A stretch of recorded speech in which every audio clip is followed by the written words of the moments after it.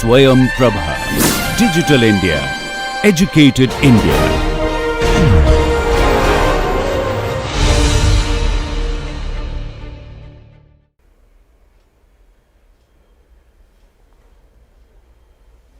Welcome to the paper on Organic Chemistry 3.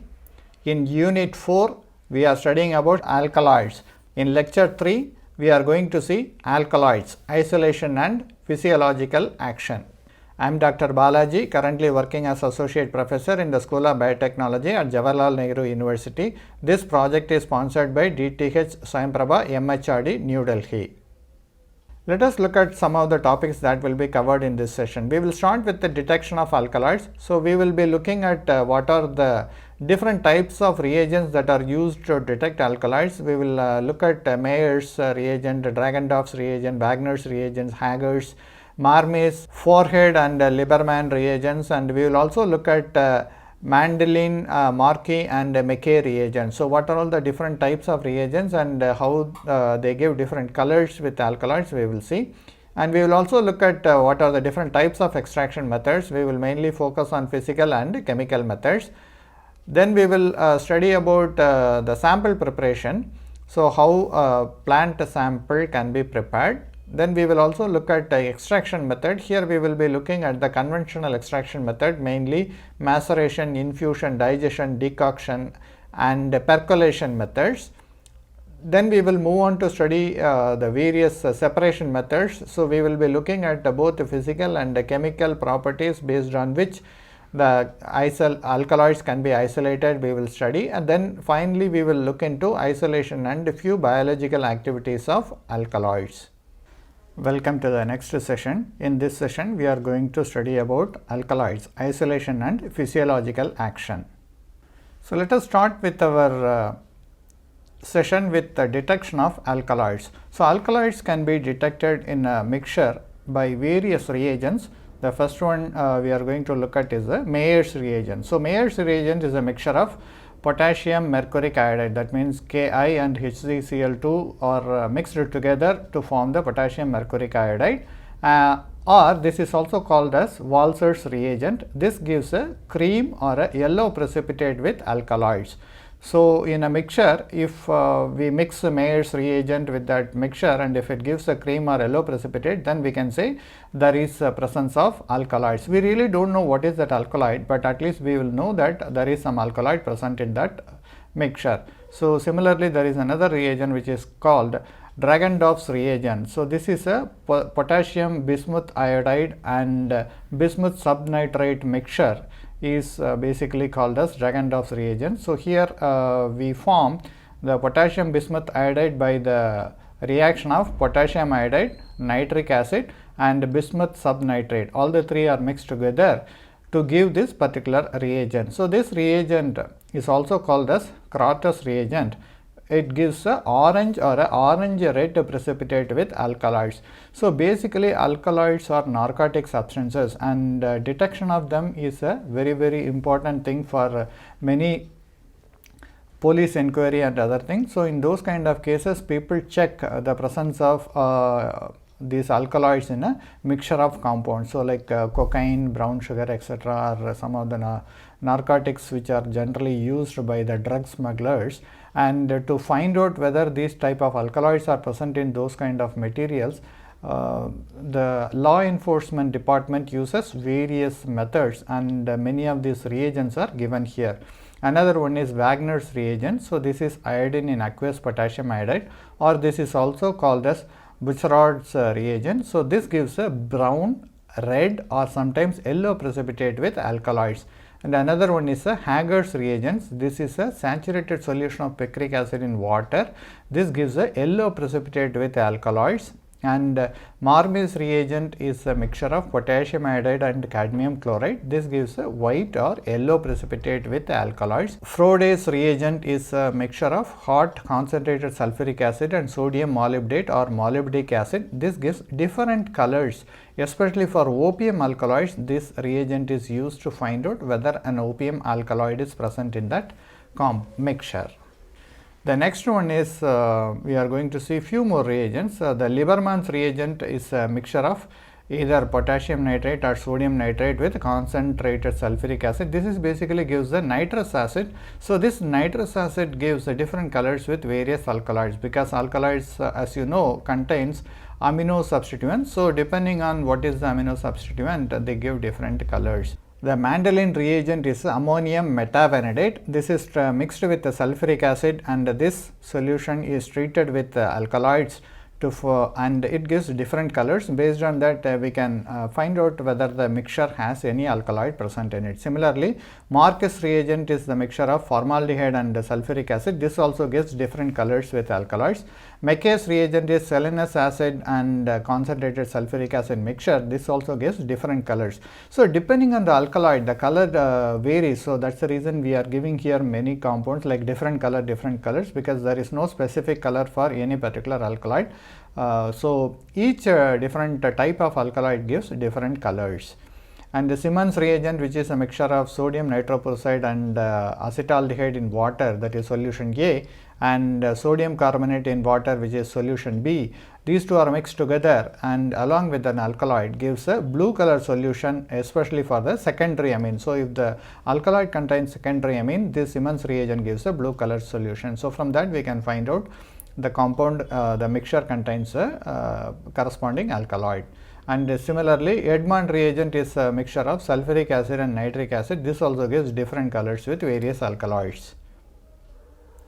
And then tannic acid, which is a polygaloyl glucose, gives a brownish yellow precipitate or buff color precipitate with various alkaloids. And Rehnke's salts, which is the structure is given here, which is the isothiocyanate salt, and this in the presence of ammonium hydroxide gives yellow orange precipitate with a certain type of alkaloids. Similarly, platinic acid chloride solution, that is a 10% aqueous solution, or phosphotungstic acid, chloroauric acid or molybdic acid, these are all the different reagents which gives precipitating agents are used, and they give different colored precipitates with alkaloids. So, these are all the various reagents that can be used to detect the presence of alkaloids in a mixture. So, let us move on to the extraction method. First, we will look at because alkaloids are present in the natural product, naturally they are occurring. That means many plant materials and animal origin source is also available for the alkaloids. So, because they are the secondary metabolites. So, if they are present in say in a particular plant, we need to extract that from that particular plant. So, that is the reason we are going to extract or isolate alkaloids. So, first we will extract a mixture of alkaloid, then after that we will be individually isolating the alkaloid. So, that is how the here we are going to look at the different types of extraction. So, the first one is the physical methods. We are going to see how extraction can be done. So, the first one is solvent extraction. So, here a solid and a liquid are generally used. That means the solid is basically the alkaloid, which is a dried powder, or from the plant we get whatever is the dried material we are taking as a solid, and the liquid is the organic solvent which is generally used to extract that alkaloid that is present in the solid material into the liquid phase, and from the liquid phase we can isolate the individual alkaloids. So, this is the solvent extraction is the most widely used method for the extraction of alkaloids. Then another method is the distillation method. So, here this is basically distillation means we are going to use a liquid. So, the liquids are extracted or isolated using this distillation method. And there is also another method called the mechanical method. So, in the mechanical method basically pestle and mortar or grinding mill or a mixture grinder are used to powder and the material. And sometimes the pressing solid, that means this is generally used in the oil extraction, and this can also be used for some certain type of alkaloids extraction. And hydraulic pressing and expeller pressing are also other methods by which the plant solid materials can be pressed to get the corresponding alkaloids. Then another method is the sublimation method. This is mainly used when we have a solid material. So we will move on to the next one, which is the chemical method. So how chemical extraction can be done means we can generally use detergents. So when the detergents can be used, for example, ionic detergent like sodium dodecyl sulfate can be used for the extraction, or some non-ionic detergent like Triton X100 or octyl glycoside, Tween 2, etc., are some of the reagents which can be used for the extraction of alkaloids. And we can also use cation exchange resin to extract alkaloids from the mixture, because alkaloids are generally having nitrogenous substances, so they are basic in nature. When they are basic in nature, we can actually use certain acid-base reactions to separate these kind of basic materials from the neutral and other type of materials which are present in the plants. So cation exchange resin can be used to separate alkaloids from the other type of materials. So let us look at the sample preparation, because we know exactly what are all the different methods by which the alkaloids can be extracted from the plant. Now we have to first prepare the sample. Based on that sample only, we can decide what is the different type of method we can use. The first one is a fresh or a dried sample. So we take the plant, we can take the plant root, stem, leaf, flowers, etc. There are different parts of the plant which is dried generally without exposing to the sunlight, and they are sometimes dried in sunlight or sometimes dried inside the room. And once the dried sample is obtained, they are grinded or they are powdered to make the powderous sample. Because if we have a big lump of the material, then the interior part can never be extracted very effectively. So that is the reason what we have to do is, this big piece of material has to be broken down to small sizes. So by this, what we are generally doing is, we are increasing the surface area. When the surface area increases, actually the extraction efficiency also increases. So that is the reason, like instead of the bulk material, we actually have to have the coarse or a fine material. So here again we have to be very careful what type of the, or up to what level we want to go for this particular separation method. Because if we have a highly powdered material, then they will be dispersed in the solvent and the extraction may be efficient, but the filtering is going to be very difficult. So that is one of the reason we should not, or we have to be very careful in going with the highly powdered material or fine powdered material. And on the other hand, if you have a large chunk of material, then the extraction efficiency is going to be very less. In other words, we have to use lots and lots of solvents for extracting the plant materials from the bulk or the large samples. So we have to have a judicious choice of choosing the size of the powdered sample. The next one is, if the sample is not dried, then it may contain lot of moisture. So the moisture actually reduces the extraction efficiency. So that is the reason the sample should be dried very nicely. Otherwise, this reduces the extraction efficiency, and whatever the moisture that is present in the sample will also come into the organic solvent, and then it makes that extraction less efficient. So how we can dry the sample? We can actually use a simple air drying. That means we powder the sample and spray it on a piece of paper or in a tray. Then that way air drying is the simplest and the easiest method. We can also use microwave, or we can also use a normal hot air oven to dry the sample, but care should be taken. See, the purpose of drying is to remove water molecules. So anything beyond maybe like 100 degrees centigrade of heat is going to actually degrade the plant material. So that is the reason care should be taken. We should not increase, or we should not dry the sample at a very high temperature. They may also decompose the plant alkaloids which are present in the sample. And of course, there is also another method which is used for heat sensitive compounds, that is a freeze drying or a lyophilization. So, in this case we are actually freezing the sample so that we are not applying any heat. So, the heat sensitive compounds can be easily isolated by this method. So, these are all the different drying methods used in the sample preparation. Now, let us look at some of the factors that determine the extraction efficiency. We have just discussed like if a sample is having some moisture, then that extraction efficiency is going to decrease. So, similar to that we are going to see other factors which affect the extraction efficiency. The first one is the particle size, that means the solute particle. Solute particle is nothing but the plant samples. So, as I mentioned, if we are having different types like coarse, fine and super fine. So, when we have three different types of particle size, the coarse is the most preferred form for the extraction, because here the surface area is a little bit lesser, but the extraction efficiency is higher and it can easily be filtered, because whenever we mix let us say this is the solvent, and in this solvents we are putting the plant material, that is the dried sample. So, when we are mixing the liquid and the solid together, they actually form a mixture, and from this mixture we have to actually remove this solid particles by either filtration or other methods. So, if these are coarse material, we can actually keep a longer duration for the extraction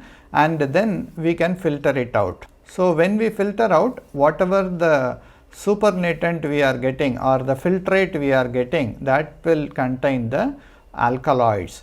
So, here the separation is going to be somewhat easier, because we can even use a simple filter paper for these kind of filtrations. But if we use a superfine structure, so the superfine structure means the particle size are going to be very small. So, that means they will be completely dispersed. So, the problem is the dispersion. So, when there is a dispersion, actually we will have a very good dissolution of the plant material into the organic solvent. Along with that, this plant material, that is the dispersed sample, will be very difficult to separate. So, that means if you go with the superfine structure, simple filtration is not sufficient, because the particle size, if it is less than few micrometers, then that is going to be a very difficult thing. We have to use a suction filtration or other type of filtration methods to remove this fine particle. So, we generally try to avoid the super fine particle size for the separation. Fine particles are somewhat okay in certain cases, but not in all the cases, and coarse separation only requires little bit longer time for extraction. So, and here the filtration is going to be much more easier. So, that is the reason, depending on what is the facilities available at our laboratory, we can decide whether we want to go with the coarse particle filtration or a fine particle extraction. Coarse particle extraction or a fine particle extraction can be decided upon what is the time available and what is the level of purification we have to do or level of extraction we have to do. Based on that we can decide. And the next one is the solvent polarity. Since most of the alkaloids are basic in nature, that means they are basically polar compounds, the solvent polarity plays a vital role in deciding extraction efficiency. Say for example, if you are going to use less polar solvents, certain type of aromatic alkaloids can be separated using solvents like benzene, toluene, etc. can be used for the extraction of aromatic alkaloids. And if it is a highly basic nature, if it contains carboxylic acid or maybe phenolic units, then we do need to use some polar solvents. So, what are the polar solvents? Generally ethanol and methanol are the two polar solvents which are generally used in the case of extraction. So, we can use alcoholic solvents for extraction of these kind of polar materials. So, depending on the different types of materials that are present, we have to choose a different solvent. The polarity of the solvent has to be chosen based on that. So, in most of the cases, how a simple process takes place is like we first use a highly polar solvent to extract all the materials, all the plant materials into the solution, and we dry these solutions. Once we dry, we get some powder, and this powder is further extracted with different types of solvents having different polarity to isolate different types of compounds. Say for example, use of benzene or non-polar solvents sometimes can be used to isolate neutral substances, because here the neutral substances can be easily isolated, and then acidic or basic substances can be isolated using polar solvents. So most of the time the plant, a single plant may have various types of alkaloids present in that particular plant. So we will always have a mixture of alkaloids, and to efficiently separate that mixture, we need to use different types of solvents for extraction. So again, we can also use temperature to increase the efficiency of extraction. For example, if we are extracting at room temperature, and if we are extracting at a little bit higher temperature like 40 degree or 60 degree, then the extraction efficiency actually increases. But we also need to be very careful about the boiling temperature of the solvent which we are using, because if it exceeds the boiling point, then solvent may escape. So we have to cool it very efficiently during the extraction process. Then the next one is the duration of extraction. As all of you know, the extraction efficiency depends on the duration. It does not mean that, like, if we keep on extracting for hours together, we are going to get maximum, because there is something called the saturation. So once if we reach the saturation level of that particular solvent, if we extract even further, we are not going to get any additional material. So in other words, the extraction efficiency goes like this. In the beginning, if you look at like a graph, so in the beginning it will be very small, and after some time it increases, and then it reaches a maximum, and then it remains as a plateau. So in other words, if we go in this direction, let us say this is at the 30-minute duration, and beyond 30 minutes, whatever may be the time you are keeping for extraction, in this particular case, it is not going to increase the extraction efficiency. So in other words, the maximum extraction time for this kind of cases obtained to be like 30 minutes. So that means we have to identify what is the maximum duration that is essential or required for the extraction. So we are keeping any time beyond the maximum extraction time is not going to help us for the extraction. So in other words, the extraction efficiency reaches a plateau after certain time, and we have to stop at that time. Then only we can have multiple extractions. And of course, the next one is the concentration, that means solvent to solute ratio. So if we are going to extract say for example 10 gram of a material, for this 10 gram of a material, an ideal volume should be 50 ml multiple times. So 50 ml of the extracting solvent can be used multiple times to efficiently extract this 10 gram of that material. Instead, if you go for the 10 gram of material like 500 ml or maybe even 1 liter of the solvent if we are going to use, then the extraction efficiency is going to be very poor, because we are going to use a very dilute solution. So the more concentrated solution is always preferable for the extraction efficiency.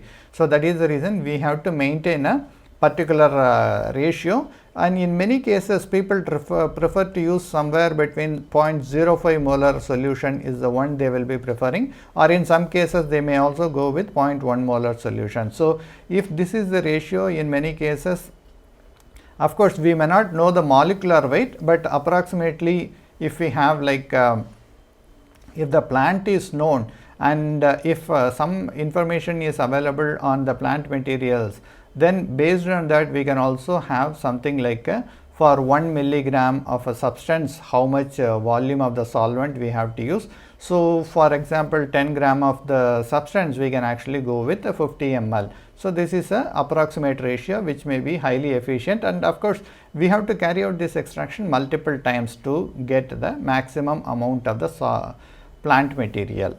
So how do we choose the selection of solvents? So we have seen like what are the different ways. We have talked about the polar and the non-polar solvent. So based on the class of compounds like a functional moiety or the nature, we can decide what is the solvent we can use, and we can also choose the solvent based on the solubility of the material. So that means if we are going to use a mixture of solvent for extraction, then we have to use the intermiscibility. That means solvent solute intermiscibility has to be checked, and of course we generally go with polar on the non-polar solvent nature. So if we have to use a mixture of solvent for extraction, then we have to find out what is the miscibility between those two solvents. So we can also use mixture of solvent for the extraction.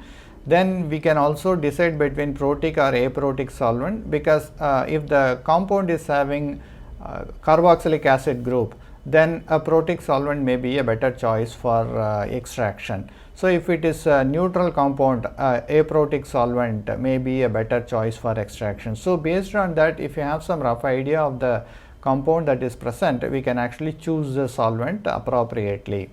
And we can also change the pH, salt formation, etc. So these are all the various ways by which we can actually decide on what is the solvent we can use. And in all the cases, we generally, whenever we have a unknown material, because when we have an unknown material, we really don't know what is the different types of compounds it is that are present in this particular substance. So we generally go from the non-polar. First we start with the non-polar extraction, and then we move with the polar extraction. So in the polar extraction also we go with the protic and aprotic solvents. So these are all the different types or the approaches by which we can actually decide or isolate different types of compounds from the mixture. So whenever we have an unknown substance, we always have to have a plan of idea. So that means we have to go with the multiple extraction with the multiple solvent combinations. And of course we have to finally look at the cost, safety and hazardous nature, volatility of the solvents that are being used.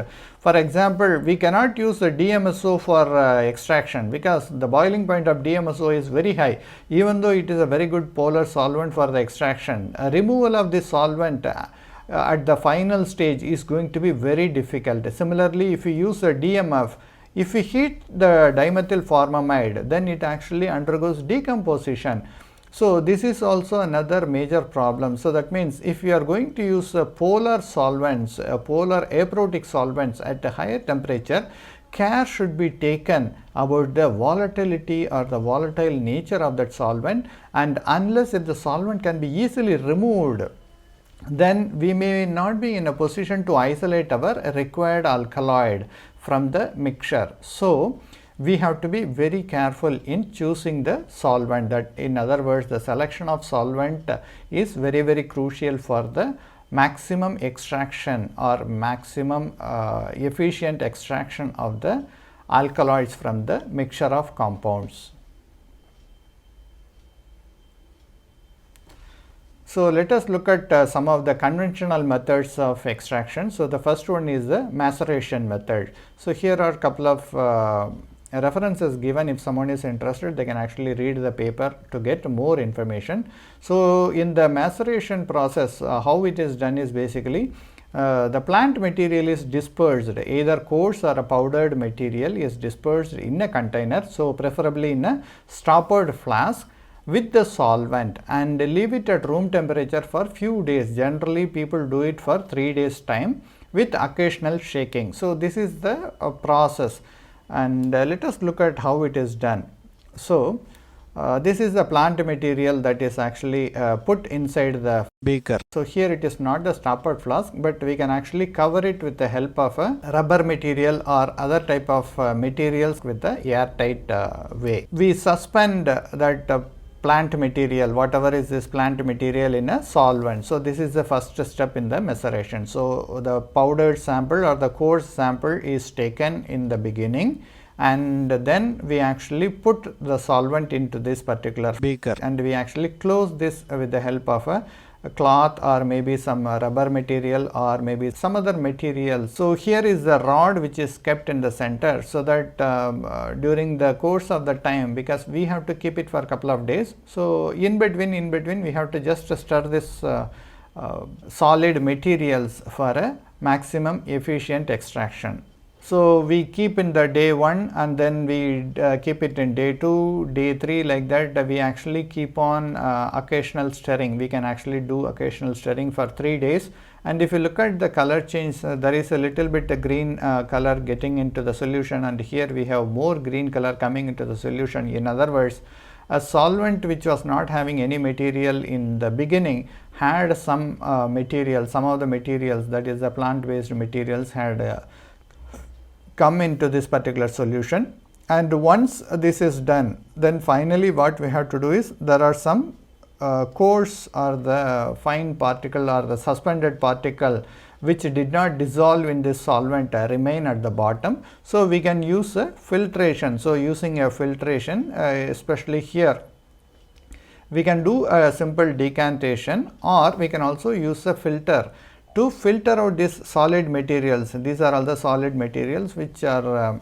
actually the materials which did not dissolve in this solvent or kept or filtered here, and the final extract whatever had come out is actually a clear solution, and this clear solution is generally used for the analysis for the next further step.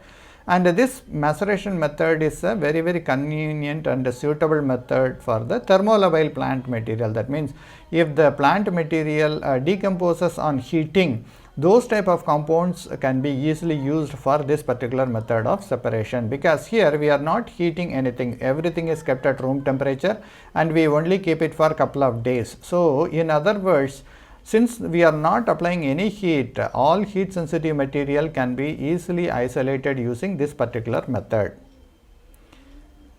And there are also other methods like a infusion method. So, in this infusion method, the cold solvent and lesser time than maceration. So, this is very similar to the maceration method. The only thing is, here we are using a cold solvent and the time or the duration is much lesser than the maceration.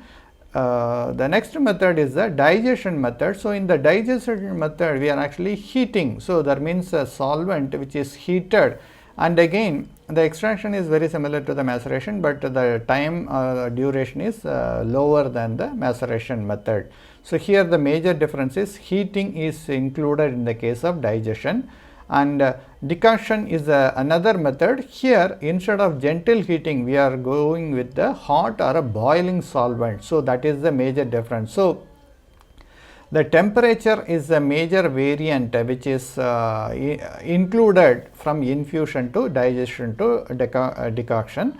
So, here again the method is done with a lesser time duration than the maceration, and percolation is the next method. Here the dried powder sample is packed in a percolator, and the boiling solvent was added and macerated for few hours. That means, generally in the maceration we generally do for 3 days, instead of 3 days here only we are doing it for few hours only. So, that is the difference between maceration and percolation. So, again here in the percolation we will be simply adding that boiling solvent.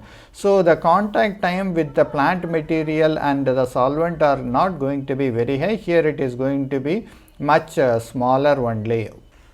Let us do a comparison of the various methods what we have seen. The first one is the maceration. So, here we can have a cold solvent that is mixed with the material, that is the plant material, and it is kept for 3 days and we finally filter it out. So, this is the maceration method. And in the infusion method, what we do is, we can sometimes use either hot or a cold solvent, and this is poured onto the material, soaked and filtered after a couple of days. And in the digestion method, what we do is, actually this is a maceration done by gentle heating. So, the major difference is a gentle heating, and the duration is also very short. And in the decoction method, what we do is, here we are using a boiling solvent mixed with the material and we will filter it. So, in all these cases, the plant material is mixed with the solvent and the particular process is carried out, and finally filtration removes the plant material, and whatever is dissolved in the solvent is taken further for purification. And in the percolation, what we do is, like the hot or a cold solvent is actually poured from the top, and here is the place where we actually keep the material. So, this setup is called the percolator, and whatever is getting here is the final product, that is the alkaloids or any plant materials, any organic compound that is present is dissolved in that particular solvent, and it is taken at the bottom. And here we will have a mixture of compounds, and this mixture of compounds are separated individually. So, that is the next step of purification of alkaloids. So, here what we are doing is we are simply extracting the organic compounds, especially the alkaloid materials from the plant, and they are taken into the solvent.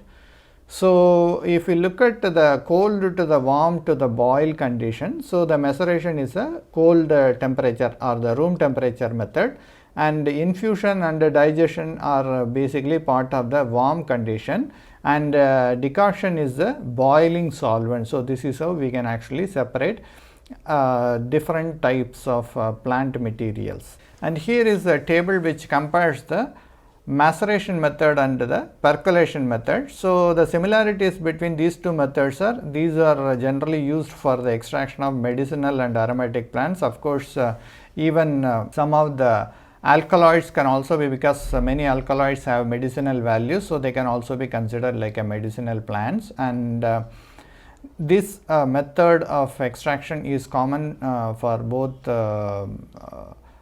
many natural products. And here what we are going to do is we are getting a desired compounds from the mixture. That means from the plant extract we are actually isolating few of the compounds, and the all these extracts, whatever the extract, in other words the organic compounds that is present in the plant or the aromatic or the medicinal plant is extracted into the liquid medium. So, that means a solvent. So, this is the major thing which happens in all the methods. So, whether it is a maceration method or a percolation method, the process is same. The organic substance from the plant material is taken into the organic solvent. So, these are all the similarities between these two methods. Now, let us look at the difference between these two methods. If you look at the process, in the maceration, the material, that means the plant material, is softened by soaking in a liquid. So, this is what actually happens, whereas in the percolation the liquid is slowly passing through a filter. So, as we have seen in the percolator, so the percolator actually has the compound, and the solvent is actually poured from the top, and from the bottom we actually isolate the solvent with the compound. So, this compound is basically the plant materials, whatever is the organic compound, alkaloids or flavonoids or many type of plant materials that is present, or the compound which are extracted using this percolation method. And why we have to do, or what is the purpose of doing this is like basically the softening of the substance is a major thing we want to do it, because by this way we are not destroying the solvent compound. So, many thermolabile material can also be extracted using maceration method. So, here we are only focusing on the softening of the substance, and here the slow extraction of a particular substance into the liquid is the major thing we are actually planning to do. And how the isolation is actually done, the separation of the solid and liquid part is essential. So, that means to get our final plant material which we are looking for, that is the alkaloid, is actually in the solution. So, the solution also has the solid materials, the plant material is also present, and the liquid contains our organic compound. So, we have to separate our required compound from this mixture. So, that is the reason filtration is very essential for isolating our compound. And here the liquid part is the desired substance is directly extracted, because in the percolator whatever comes at the bottom is basically the filtered material. So, here we are not separately doing the filtration, but the percolator itself, or the percolator, the apparatus itself does the job for us. And the instrument, when we talk about, no specific instrument is used here, the percolator is essential. So, that is the reason here a special type of apparatus is required, which already has the inbuilt filtration unit also, so that whatever we pour at the top gets extracted, and we get only the filtered or the supernatant is coming at the bottom. So, we move on to the other type of extraction. So, here we are going to talk about the boiling, that is basically the solvent extraction we are going to see now. So far what we have seen is the solid liquid extraction we have seen. So, here we are going to see actually the boiling or the reflux extraction, or at a high temperature how we are going to do that. So, this setup is actually called as a oxalate extraction or a hot continuous extraction. So, in this process what happens is like the plant material, this whole setup is called as oxalate extractor. At the top we have a condenser, and we have a system as a oxalate extractor system is given here. Here at the bottom we have some cotton material, and at the top also we have a cotton material. In some places people also use a thimble. So, the thimble is actually made up out of cellulose or like fibrous material only. So, the plant sample can be kept in the thimble, or they can be kept between two cotton as shown here. And this central part whatever we had given here, this is our plant material which we are planning to extract. And at the bottom we have the organic solvent, and this is a heating mantle.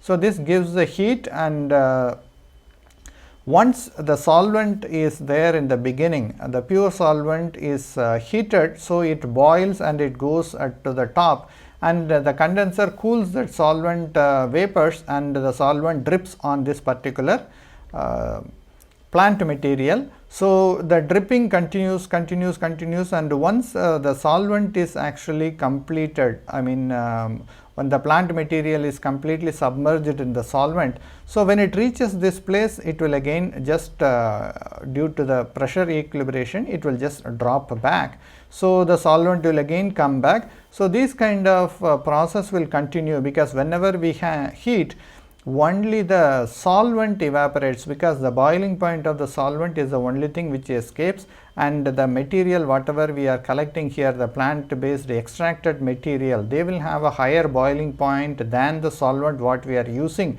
So, they will remain in this one. So, that is the reason if you look at the color, this is a brownish color that is shown here. So, the more and more, maybe multiple times when we do this cycle completely. So, that means one cycle is the solvent is boiled, and it goes as a vapor getting condensed and falls on this particular thimble, and once this entire area is completely filled with the solvent, then every solvent will come out here.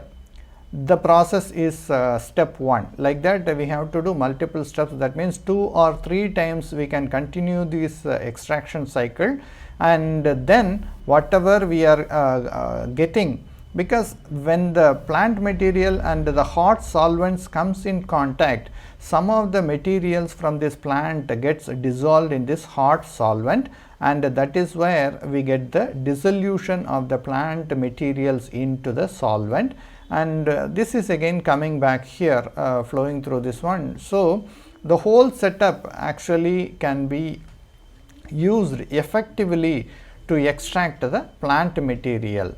So, this is hot or the continuous extraction method, where we use the solvent for extracting the plant materials. So, this is called as a oxalate extraction unit. And another type of extraction is the steam distillation, as shown here. So, the steam is produced in this particular container. So, here this is the heating mantle, heating plate. So, this heating plate heats the water that is present in this particular container, and the steam comes out from this particular tube, and it enters this mixture. See, this is the mixture we are going to subject to the steam distillation. So, the hot steam comes into this one, and the moment when it mixes with this material, then what happens is like along with the steam, some amount of the product also get dissolved in that steam, and this comes out, and finally we collect the distilled material at this receiver container. So, this is how the steam distillation actually works. So, the steam is produced here, and it is bubbled to the solution that is going to be steam distilled, and then from this the material whatever the material we are going to isolate by steam distillation comes along with the steam, and this is getting cooled, and then finally we isolate the final steam distilled product here. We can use ultrasound assisted extraction or sonication extraction is another method by which we can actually separate or extract the plant materials. Accelerated solvent extraction or supercritical fluid extraction are some other methods by which the plant materials can also be extracted. Let us look at how the separation is actually effected. We are so far been discussing about take the plant material, dissolve, or put it in a hot solvent, and then we actually isolate, or some of the plant material get dissolved in the solvent and then we filter it out. So this is the thing we have been seeing so far. But let us look at how that actual separation is being done. The first one is we will look at the physical methods. So we have the mixture of compound here. So this is the material which is obtained from the extraction. So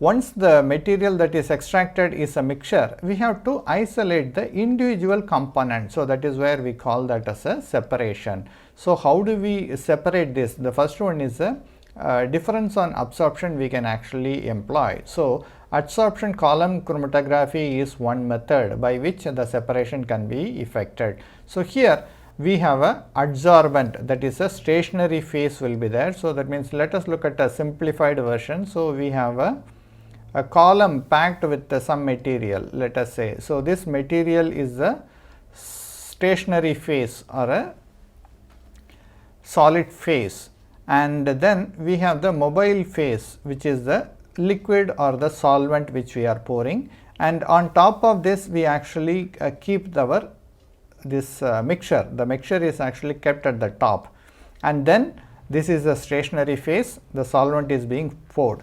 So what are all the adsorbents we can generally use? In the normal phase separation, we can use silica gel, alumina, resins, polyamides, etc. can be used for the separation.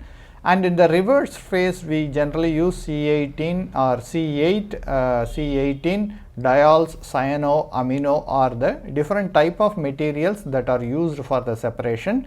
So this is generally used in the case of HPLC, that means high performance liquid chromatography conditions generally use these kind of different materials either in the normal phase or in the reverse phase. So what are the mobile phase? That means the solvent which we generally use for effecting this separation is basically we can use a water acetonitrile mixture or water alcohol mixture or acetonitrile and buffers, phosphate buffer, acetate buffers, etc. So many of these kind of combinations can be used to effect the separation.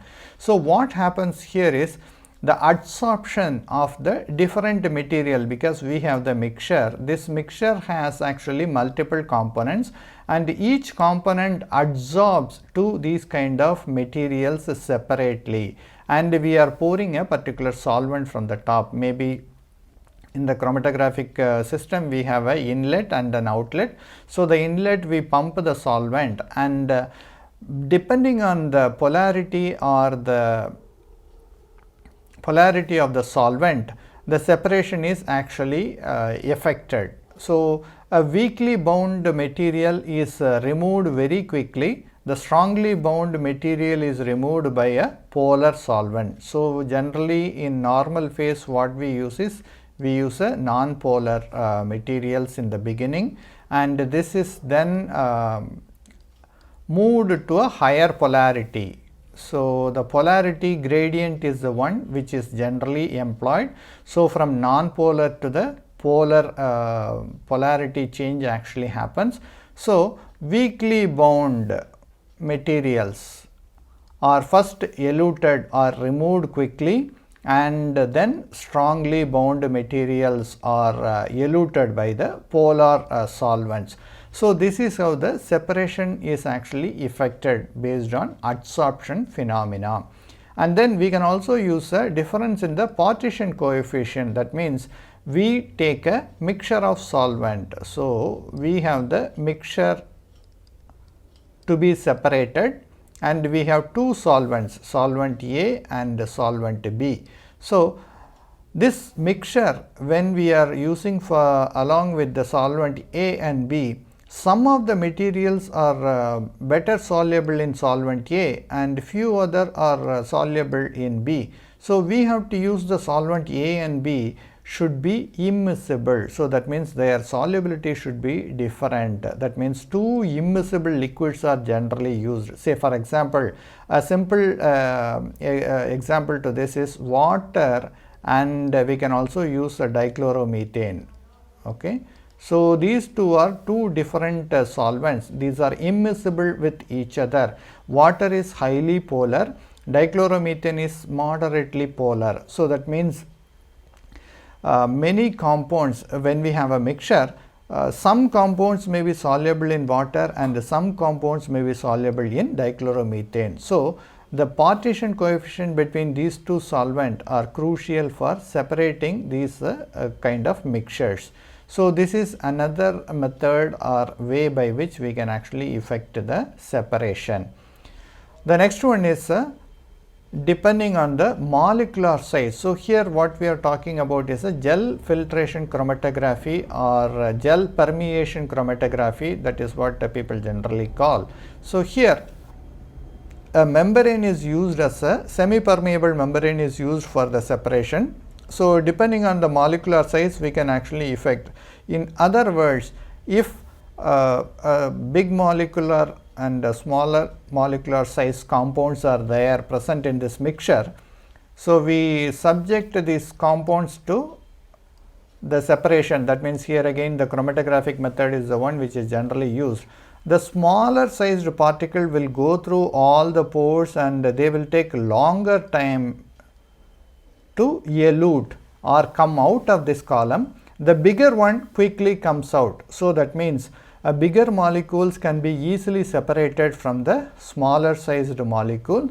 So, that is simply based on the size we are separating using this particular method. So, in the gel filtration chromatography, based on the molecular size we can separate the compounds. So, what are all the different methods? So far we have seen one is based on the adsorption of that material onto the column, that is one method. The second one is the difference between the solubility in different solvents. So, partition coefficient difference is effectively used to separate multiple compounds in a mixture. Then the third one is depending on the molecular size. So, gel filtration is an example of that one, and the last one is the ion exchange chromatography. So, here different types of ions based on the ionic strength can be used. As we have seen, some of the alkaloids are neutral in nature or they are salt. So, when they are present as a salt or a neutral substance, they can be easily employed by this ion strength or the ion exchange chromatography, and they can be easily separated. So, this is another method. So, here the net surface charge leads to separation. So, that is another method by which we can separate the mixture. So, these are all physical methods. And there are also fractional distillation is available. When we have a mixture whose boiling point differs by, say for example 5 degree or maybe 2 degree centigrade, then those type of compounds can be easily separated by fractional distillation method. And we can also use preparative chromatography, either gas or liquid chromatography, to separate the compounds. The principle we have seen earlier, that means the adsorption chromatography is an example of this one. So, we can do this at a preparative scale. Say for example, few milligrams of the compound can be easily, or maybe 100 milligram of a compound can be easily separated by this method. And we can also use supercritical chromatography, where high dissolving capability and high diffusivity and low viscosity of this process enables higher or a better separation. So, this supercritical fluid chromatography can be very effectively used. Of course, this is a very expensive method, and sophisticated instruments are generally employed for the separation, but the separation efficiency is very high in this particular case compared to HPLC or other methods. So, the next one is using a chemical method. So far we have seen the physical methods, now we are moving on to the chemical method. So, alkaloids, as we know, are basically a tertiary amino derivatives. So, these compounds can be converted into salts.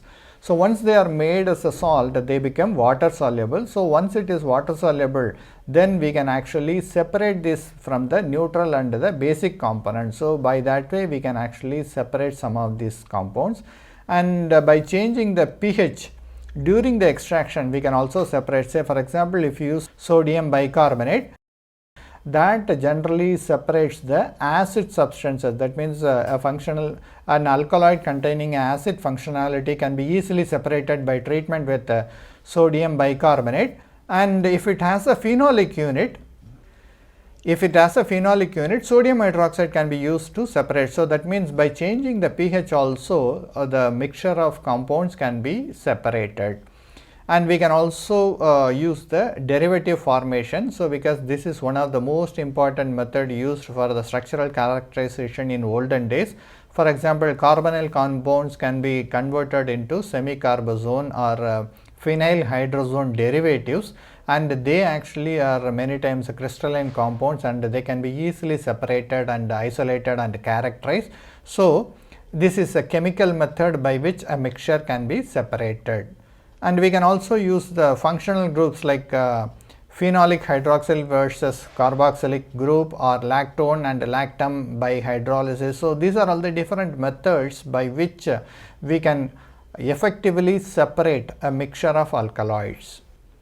So, here are some of the methods of isolation of alkaloids are given. For indole type alkaloids, we have different methods. One is using methanol and HCl mixture, or methanol and acetic acid mixture, water and TFA trifluoroacetic acid mixture, or water and sulfuric acid mixture. In other words, one method is basically based on methanol and an acid. So, this generally can be used to effectively remove the nitrogenous compounds, especially the basic one. The secondary amines and the tertiary amines can be easily isolated by this method. And we also have the methanol, ethanol, dichloromethane, acetone solvents which can be used. So, here we can actually isolate neutral compounds very effectively, polar compounds. If you are using methanol, ethanol and acetone, a polar alkaloid can be separated easily. And finally, we have the methanol and water ammonia mixture is also used. So, this is generally used to remove the acidic substances, especially the phenolic derivatives. So, in other words, an indole alkaloid can be treated with 3 different solutions, and each type of alkaloids can be easily separated. For the case of imidazole type alkaloids, we can use chloroform and isopropanol, or 0.5 with the help in the presence of 0.5 m molar HCl solution, or 10% ammonia, chloroform and sulfuric acid. So, these are all the different type of mixtures that can be used for the separation of these alkaloids. And tropane alkaloids are basically heat and acid sensitive. So, we have to be very careful in isolating these kind of alkaloids. So, here we use either 5% HCl or 5 to 10% acetic acid, or even 0.01% sulfuric acid mixture can be used. For the acidic substances, we can use ammonia, like methanol ammonia mixture, or methanol chloroform and ammonia mixture can be used. For pyridine compounds, we can digest the sample in either sodium hydroxide, dichloromethane, methanol mixture can be used to digest the sample, so that the pyridine alkaloids come into the solution. Similarly, quinazolidine alkaloids or quinoline alkaloids can be isolated. Quinoline is basically a aromatic one, so we can even use toluene or a benzene as a solvent for the extraction. Isoquinoline alkaloid can also be used by methanol HCl mixture or methanol sulfuric acid mixture. Pyrrolizidine type alkaloids can be isolated by one extra thing, that is perchloric acid and methanol. So, these are all the stepwise separation of the different types of mixture of compounds that are present can be isolated using these different solvents. So, these are all the various methods by which a mixture of alkaloids can be easily separated. Let us look at the isolation of alkaloids. A general method is given here. So, we are starting with an extract which is x milliliter of the extract which we obtained from the initial stage, maybe from the maceration method or other methods. We finally concentrate the initial plant material was actually extracted with the solvent, and then we obtained the solution with organic alkaloids, and this solution is concentrated, and this concentrated is called the extract here. So, this is the extract we are going to start with, and because this is a mixture of alkaloids, so we have to separate each type of material from this mixture.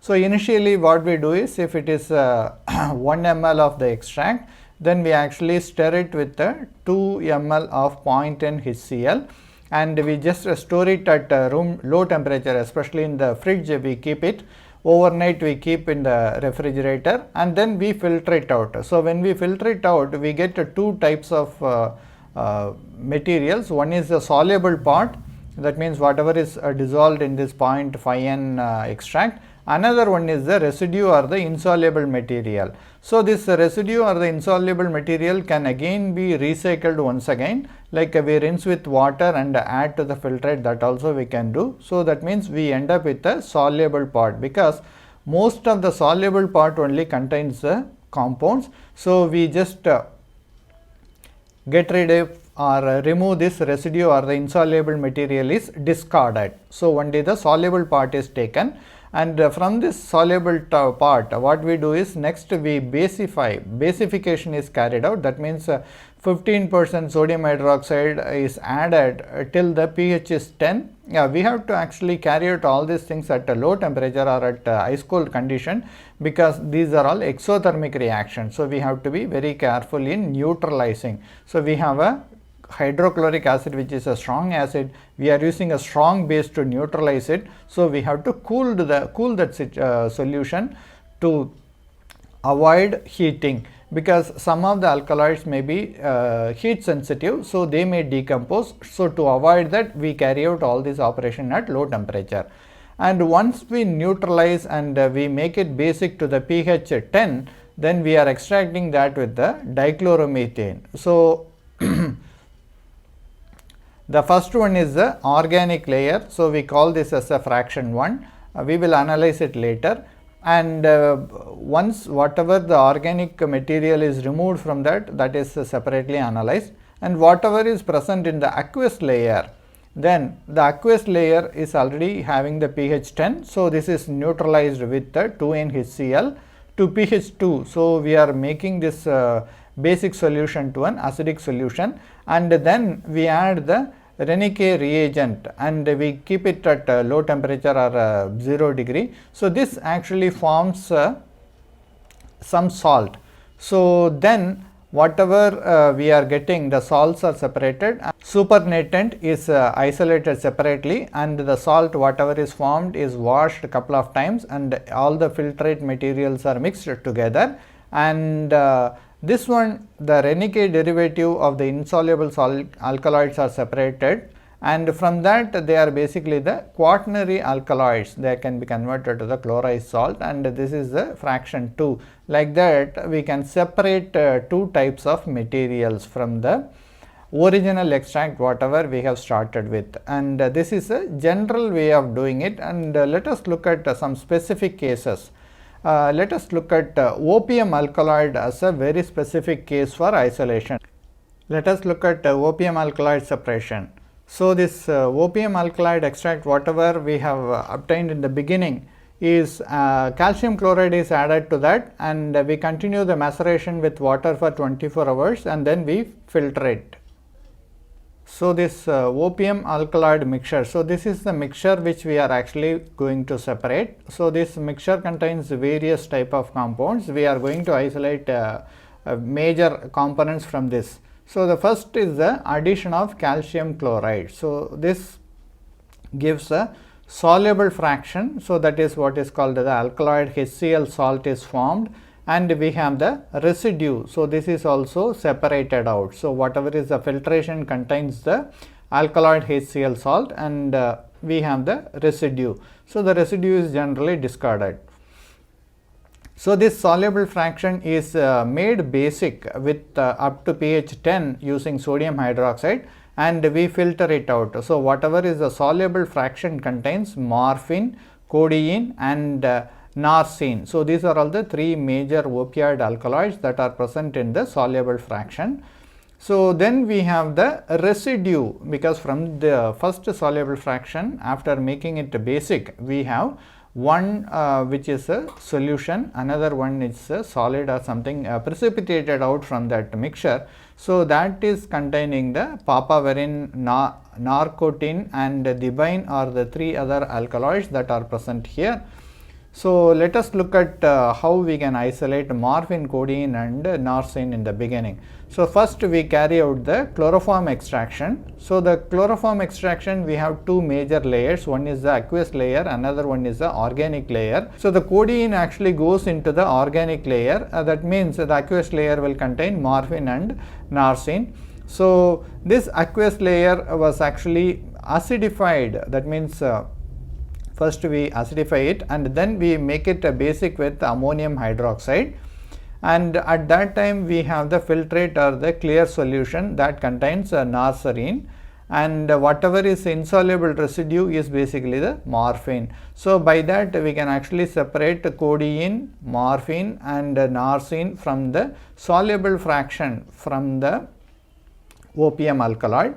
And when we come to the residue, which contains papaverine, narcotin, and thibine, we dissolve this residue in an alcohol, because with the residue we cannot carry out many operations or many separations very effectively. So, we first dissolve this residue into an alcohol. So, we get a clear solution, and once we get the clear solution, we acidify with acetic acid and add hot water, and then we filter it. So, at that time we will get two major fractions. One is the soluble fraction.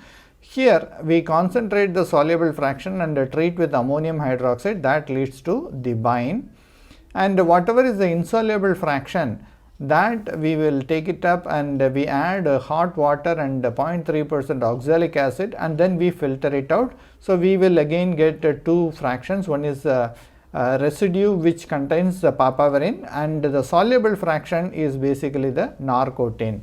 So, this way the opium alkaloid, because we actually had the 6 opium alkaloids and all the 6 can be easily separated by this method. Then if you look at the atropine alkaloid, from the plant extract we can actually add aqueous potassium carbonate, and then we extract this with the dichloromethane.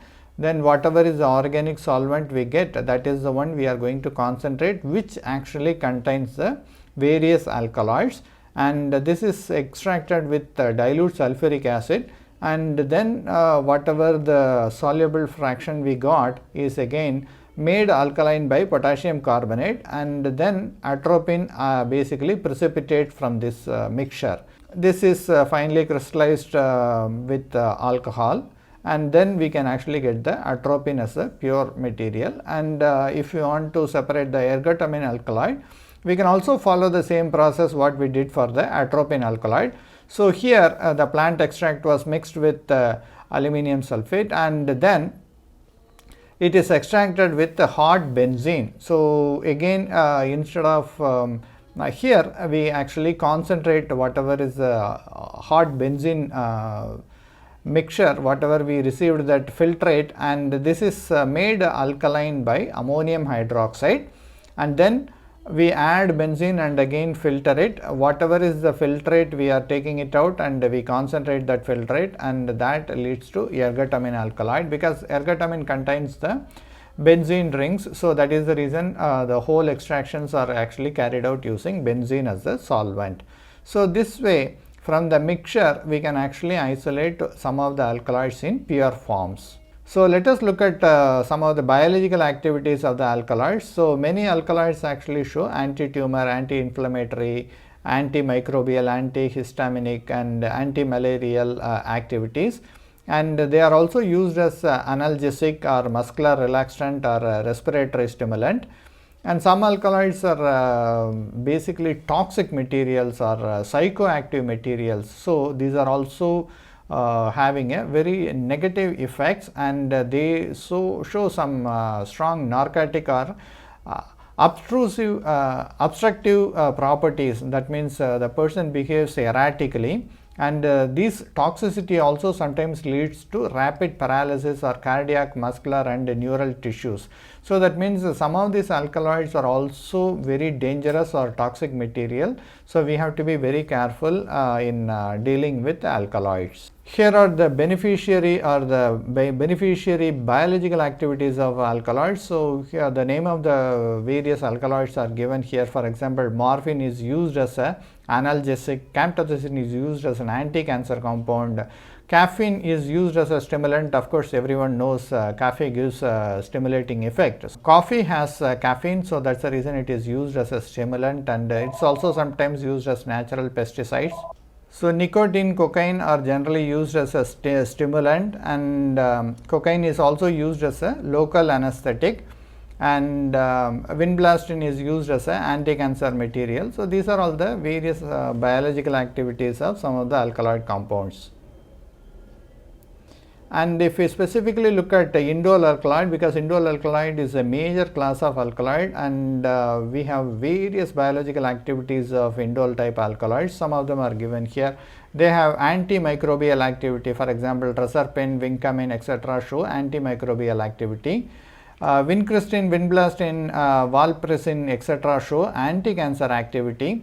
Baritin shows antioxidant and anticoagulant activities. Reserpine shows antihypertensive activities. Colarpin and dragmacidine shows anti-inflammatory activities, and topsentin actually shows antiviral activity. So that means indole alkaloids show various different types of biological activities. And if you look at the tropane alkaloids, atropine shows anti-asthma activity. Colchicine shows anti-cancer activity, and scopolamine shows motion. It's generally used for treating motion sickness. And similarly, when we look at the isoquinoline alkaloid, berberin is actually highly effective against neurodegenerative diseases. It is also used as an antibacterial, and emetin shows anti-cancer, antioxidant, antiviral activities, and it also shows contraceptive activities.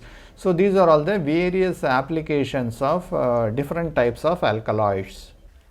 Let us recap in the summary what we have studied so far. We have studied about the detection of various alkaloids. So different reagents, how they can be used to identify the presence of alkaloids in a mixture, we have seen. These are generally used by many law enforcement agencies to find out the presence of alkaloids in a mixture.